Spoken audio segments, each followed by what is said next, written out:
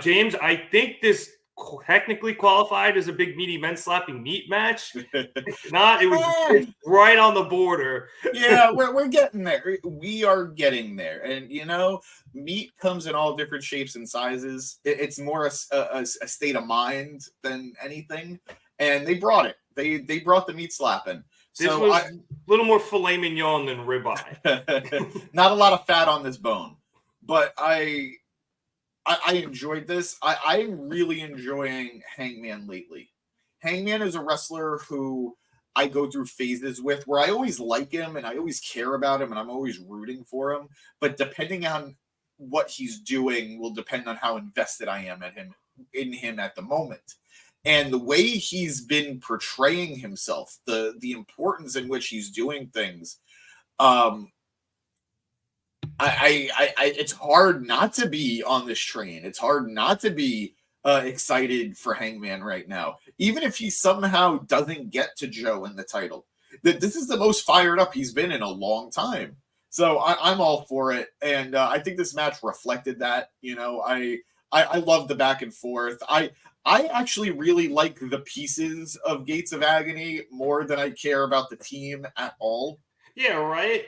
And I think Toa is a really cool talent. He fits that like mid-card monster type that I think every division needs. So yeah, happy to see this matchup. It fits the story. Of course, Swerve would pick somebody from his team to go against Hangman. So good story, good matchup. I personally loved immediately getting up out of the Deadeye. I know there are people who probably won't. I know there are people who are going to get mad at it the same way they got mad at Hook kicking out of the Muscle Buster at 1. But it's wrestling canon that Samoans have reinforced heads.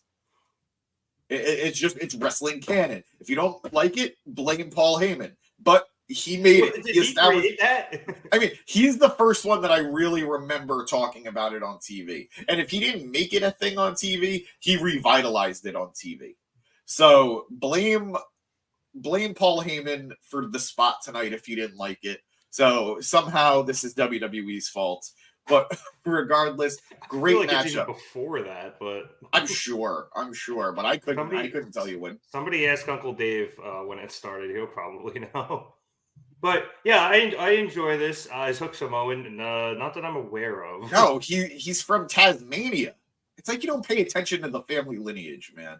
Yeah, that's why Tony Storm calls him that.